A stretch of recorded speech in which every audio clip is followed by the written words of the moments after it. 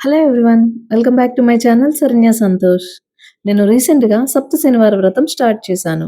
నాకు తెలిసిన వాళ్ళు కానీ, మా రిలేటివ్స్ కానీ కామన్‌గా అడిగిన కొన్ని డౌట్స్‌ని ఈ వీడియో రూపంలో క్లారిఫై చేస్తున్నా. సో, ఎవరికైనా యూజ్ అవుతుందేమో అని. First one, every week Ganapati puja చేయాలా అని అడిగారు. అవునండి, ఎవ్రీ వీక్ చేయాలి. ప్రసాదాలు ఏం పెట్టాలి అని అడిగారు. నువ్వులుండలు, బెల్లం పానకం, ఇంకా మీకు నచ్చితే పులిహోర, పరమాన్నం ఇలా ఏమైనా పెట్టుకోవచ్చు. కంటిన్యూ‌గా 7 వీక్స్ చేయాలా అని అడిగారు. మన లేడీస్‌కి కష్టం కదండీ కంటిన్యూ‌గా చేయడం అనేది. సో, మీకు కుదరని పక్షాన నెక్స్ట్ సాటర్‌డేని కంటిన్యూ చేయొచ్చు. పూజ అయ్యాక పిండి దీపాలు ఏం చేయాలి అని అడిగారు. ఆవుకి పెట్టండి. లేదు అనుకుంటే పారే నీటిలో కలిపేయవచ్చు. ఈ వ్రతంకి కథ ఉంటుందా అని అడిగారు. కథ అయితే ఉందండి. మనకి బుక్ ఉంటుంది. సప్త శనివార వ్రతం అని. ఆ బుక్‌లో కథ క్లియర్‌గా ఉంది.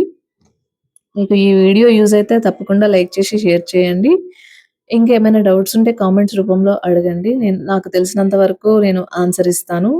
సప్త శనివార వ్రతం స్టార్ట్ చేయాలి అనుకునే వాళ్ళు ఎలాంటి అపోహలు లేకుండా ఆ స్వామి మీద నమ్మకంతో, భక్తితో చేయండి. మీకంతా మంచే జరుగుతుంది.